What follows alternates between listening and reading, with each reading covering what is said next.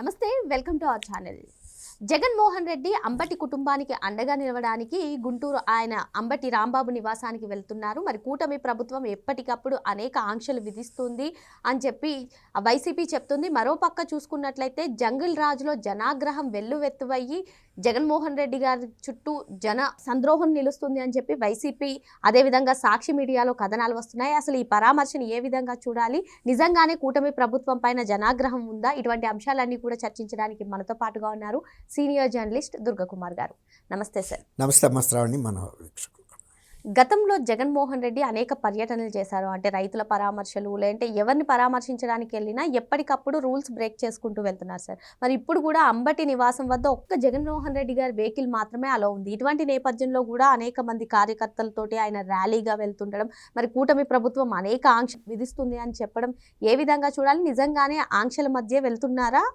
కూటమి ప్రభుత్వం కక్షాపూరితంగానే ఇటువంటి ఆంక్షలు విధిస్తుందా? నిజంగానే జనాగ్రహం వెల్లువెత్తిందా? ఏం చెప్తారు? జగన్మోహన్ రెడ్డి గారికి నిబంధనలకి పసకదమ్మా.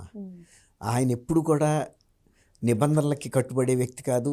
ఆయనకి ప్రజలు ఇచ్చిన తీర్పును కూడా ఆయన పూర్తిగా దుర్వినియోగం చేసుకోవటం చూసాం మనం. ఎవరైతే అధికారం ఇచ్చారో వాళ్ళనే బాధితులుగా చేసి, ఇవాళ ఎవరినైతే బాధితుడిగా మార్చాడో ఇవాళ ఆ కుటుంబాన్ని పరామర్శించడానికి వెళ్ళటం ఇది పరాకాష్ట. అసలు ఆయన జైలుకి వెళ్ళాల్సిన అవసరం ఏముంది రాంబాబు గారికి? రాంబాబు గారు కూడా మాజీ మంత్రి, సీనియర్ శాసనసభ్యుడు. కానీ ఆయనకున్న యాక్టివ్నెస్ని చూసి ఆయన్ని ఈయన స్వార్థ రాజకీయాల కోసం ఉపయోగించుకోవటానికి ఈయన రాజకీయ నాయకుల్ని లేకపోతే రాజకీయ సహచరుల్ని రాజకీయ విమర్శలు చేయడానికి ఉపయోగించుకుంటారు. కానీ వ్యక్తిగతమైనటువంటి దూషణ పోషణలకి, అవతల ప్రత్యర్థులకు చెందినటువంటి కుటుంబ సభ్యుల మీద అసభ్య పదజాలంతో దూషించడానికి ఉపయోగించుకోవటాన్ని ఇది రాజకీయం అనరు. దీన్ని పరామర్శ అని కూడా అనరు. నిజానికి ఆయన ఒక బాధిత కుటుంబం. ఇవాళ రాంబాబు గారు చెప్పాలంటే ఆయన అనవసరంగా వెళ్ళి అందరినీ దూషించడం ఎందుకు? బాధిత కుటుంబం అంటే ఏ విధంగా బాధిత కుటుంబం అని అర్థం? ఆయన వల్ల బాధితులు చాలా మంది అయ్యారు. ఆయన బాధితుల కుటుంబం కాదని చెప్తున్నా. ఆయన జగన్మోహన్ రెడ్డి గారి చేతిలో ఒక పావు, రాజకీయ పావుగా ఉపయోగపడ్డాడు. అది లబ్ధి పొందిన వ్యక్తి జగన్మోహన్ రెడ్డి. నష్టపడ్డ కుటుంబం రాంబాబు కుటుంబం. కానీ రాంబాబు వల్ల కూడా పరోక్షంగా అనేక మంది మానసిక వ్యధకు గురయ్యారు.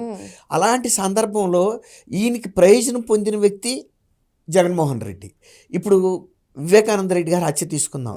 వివేకానంద రెడ్డి గారు హత్యకు గురైన వ్యక్తి, బాధితురాలు డాక్టర్ సునీత గారు.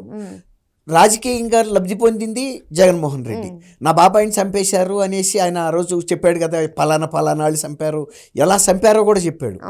ఇప్పుడు దీన్ని కూడా రాజకీయంగా ఉపయోగించుకోవడానికి ఇంకోటి ఏంటంటే, మొన్న విజయసాయిరెడ్డి గారు కూడా ఒక మాట చెప్పాడు. పవన్ కళ్యాణ్ కనుక కూటమిలో ఉన్నంత వరకు మీరు ఈ కూటమి ప్రభుత్వాన్ని ఓడించలేరు అని. అంటే విజయసాయిరెడ్డి గారు ఆయనతో రాజకీయంగా విభేదించినా ఎక్కడో ఆ రక్తం కొట్టుకుంటుంది ఆయన శ్రేయభిలాషిగా. ఎందుకంటే ఆయన ఉప్పు పులుసు తిన్న వ్యక్తి విజయసాయిరెడ్డి. ఆయన మూలాన ఆ స్థాయికి వచ్చాడు. ఆయన సాంకేతిక సహాయంతో జగన్మోహన్ రెడ్డి గారు ఇంత ఆర్థిక సామ్రాజ్యాన్ని అక్రమ సంపాదనతో నిర్మించుకోగలిగాడు. అందువల్ల ఆయన ఏం చెప్పాడు, అంతకుముందు ప్రశాంత్ కిషోర్ ఏదైతే చెప్పాడో, కొన్ని కులాలను విడదీయడం ద్వారా మీరు రాజకీయ లబ్ధి పొందగలుగుతారని చెప్పాడు. ఇప్పుడు మొన్న మళ్ళీ అదే పవన్ కళ్యాణ్ గారి విషయంలో చెప్పాడు. ఇప్పుడు ఆ స్ట్రాటజీని ఇంప్లిమెంట్ చేయటం కోసం రాంబాబు గారిని ఒక ఆయుధంగా ఉపయోగించుకున్నాడు. అంతకుముందు ముద్రగడ పద్మనాభం గారిని కూడా అదే వ్యక్తి మీద, పవన్ కళ్యాణ్ గారి మీదే ఉపయోగించదలిచాడు. ఎందుకంటే పవన్ కళ్యాణ్ గారు కనుక అక్కడ గెలిస్తే పిఠాపురంలో కూటమిలో ఆయనకు ఒక ముఖ్య స్థానం దొరుకుతుంది, రాజకీయంగా ఆయన స్టెబిలైజ్ అవుతాడు. వీళ్ళు ఏంటంటే జగన్మోహన్ రెడ్డి గారి కుటుంబానికి ఎప్పుడు కూడా ఒక రాజకీయ అంచనాలు ఉన్నాయి. కోస్తా ప్రాంతంలో సామాజికంగా బలమైన కాపు నాయకులు కనుక ఎదిగితే వీళ్ళ సామాజిక వర్గానికి, వీళ్ళ కుటుంబ నాయకత్వానికి అడ్డం వస్తారనే ఒక దూరదృష్టి ఎప్పుడు ఉండింది. అందువల్లే వంగవీటి రంగ హత్యలో కూడా ఆ రోజే రాజశేఖర రెడ్డి గారి హస్తం ఉందనేది చెప్పారు. అక్కడికి వచ్చిన అంతకులు కూడా అది కృష్ణా జిల్లాలో జరిగే మోడస్ ఆపరెండి కాదు. ఆ దాడులు కానీ ఆ బాంబులు కల్చర్ అంతా కూడా అనంతపురం నుంచి పంపించారని చెబుతున్నారు. పులివెందులకి అంటే తాడిపత్రికి ఇప్పుడు మరోసారి కుల రాజకీయాలకి తెరలేపుతున్నారని మీరు చెప్తున్నారు. కాకపోతే ఇక్కడ జంగిల్ రాజ్లో జనాగ్రహం వెల్లువెత్తుతుంది, జంగిల్ రాజ్ నడుస్తుందని వీళ్ళు అంటున్నారు. ఈ రెండింటిని ఏ విధంగా చూడాలి? జంగిల్ రాజ్ అంటే ఇప్పుడు 2019 నుంచి 24 వరకు జరిగింది జంగిల్ రాజ్. ప్రజలు ఇప్పుడు కూడా ఒక ప్రజాస్వామ్యయుతంగా ఎన్నికైన వ్యక్తులు ఈ విధమైనటువంటి నియంతృత్వ ధోరణితో ఉంటారనేది ఇంతవరకు ఎక్కడ కూడా మన దేశంలో అయితే జరగలేదు. ఇంక ఇతర కొన్ని వ్యవస్థల్లో జరిగినాయేమో. అందువల్ల జగన్మోహన్ రెడ్డి గారి పరిపాలన చూసిన తర్వాత జంగిల్ రాజ్ అనేది ఇక రాకూడదనే ఉద్దేశం మీదే ఆయన్ని 11 స్థానాలకి పరిమితం చేశారు. ఇప్పుడు ఎట్లయినా సరే మళ్ళీ నేను ఇంకొకసారి రావాలి అనే దానికోసమే ఆయన సిద్ధం అని ఇట్లా పిడికిలు బిగించి ఒక పెద్ద భారీ ఉద్యమం లేపాడు. కానీ అది పనిచేయలే. అయితే ఇప్పుడు ఇంకొకటి ఏంటంటే ఇవాళ షర్మిల గారు కూడా చెబుతుంది, ఇతను ఇట్లాంటి కుల రాజకీయాలని కుల విభేదాలని ప్రోత్సహిస్తూ రాజకీయాలు చేయాలనుకుంటున్నాడు. కుటుంబంలో కూడా ఆ విభజన రాజకీయాలతోనే ఆయన మొన్న సర్వైవ్ కాగలిగాడు. వివేకానంద రెడ్డి గారిని అడ్డు తొలగించుకుని తనకి కావాల్సిన అవినాష్ రెడ్డి గారిని ఎంపీ చేసుకున్నాడు. ఎందుకంటే వివేకానంద రెడ్డి గారి రాజకీయ సిద్ధాంతాలు, ఆయన దూరదృష్టి వేరు, విశాలమైన దృక్పథం వేరు. కానీ ఈయన ఆలోచన విధానంతో వివేకానంద రెడ్డి గారి ఆలోచన విధానం కలవదు. ఎందుకంటే అంతరం ఉంది, అక్కడ అంతరం ఉంది కాబట్టి ఆ తరాన్ని తీసేయాలి. ఆ విధమైనటువంటి ఆలోచన కలిగిన వాడు కాబట్టి ముద్రగడ పద్మనాభం గారిని పిఠాపురంలో పవన్ కళ్యాణ్ గారిని ఓడించడానికి ఒక పావుగా ఉపయోగించుకోవాలని చూశాడు. సక్సెస్ అవుతా అని కూడా అనుకున్నాడు. ఎందుకంటే ముద్రగడ పద్మనాభం గారికి ఆ సామాజిక వర్గంలో చాలా వెయిటేజ్ ఉందని ఆయన నమ్మాడు. పవన్ కళ్యాణ్ గారు హైదరాబాద్ నుంచి వచ్చాడు, ఈయనకి లోక స్టాండీ లేదు, ఈయన అంతగా ఓన్ చేయాలనుకున్నాడు. కానీ ఆయన అంచనాలు అక్కడ తప్పినాయి. ఎందుకంటే అప్పటికే ముద్రగడ పద్మనాభం గారు తన ప్రాభవాన్ని కోల్పోయాడు. తను ఎవరి కాపు సామాజిక వర్గం నుంచి ముఖ్యమంత్రి కావాలని కోరుకున్న వ్యక్తి, అదే కాపు సామాజిక వర్గంలో ఒక ఆశాకిరణంగా కనిపిస్తున్న పవన్ కళ్యాణ్ గారిని ఓడించమని పిలిపివ్వటం ద్వారా, ఓడించకపోతే కనుక నేను పేరే మార్చుకుంటానని కులమే మార్చుకున్నాడు. మరి ఆయనకి ఎందుకు ప్రోద్బలం చేశాడు? రెడ్డి కులంలోకి వెళ్ళాలని. ఆ పేరు పద్మనాభ రెడ్డి కదా, ముద్రగడ పద్మనాభ రెడ్డి అని మనం పిలవాలి. నిజానికి పద్మనాభం గారు అనటానికి వీల్లేదు.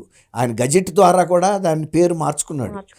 కాబట్టి ముద్రగడ పద్మనాభ రెడ్డిని ఎలా అయితే ఉపయోగించుకున్నాడో ఇప్పుడు అంబటి రాంబాబు రెడ్డి కూడా అవుతాడేమో.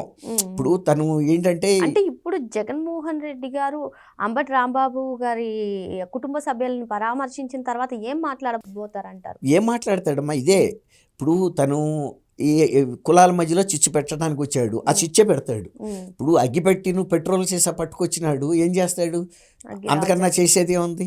ఏమన్నా శీతలీకరణ చేస్తాడా అక్కడ వాతావరణాన్ని? తను పెట్టుకొచ్చిందే ఆ కడుపులో కత్తులు పెట్టుకొచ్చాడు. ఆ కత్తుల్ని అక్కడ విచ్చు కత్తుల్ని విప్పుతాడు. కానీ అవి పని చేయవు అనేది ఇప్పుడు ఆయనకి తెలియట్లా. ఇప్పుడు ముద్రగడ పద్మనాభం గారిని ఉపయోగించి ఏం చేయదలుచుకున్నాడో, ఏం జరిగిందో చూశాడు.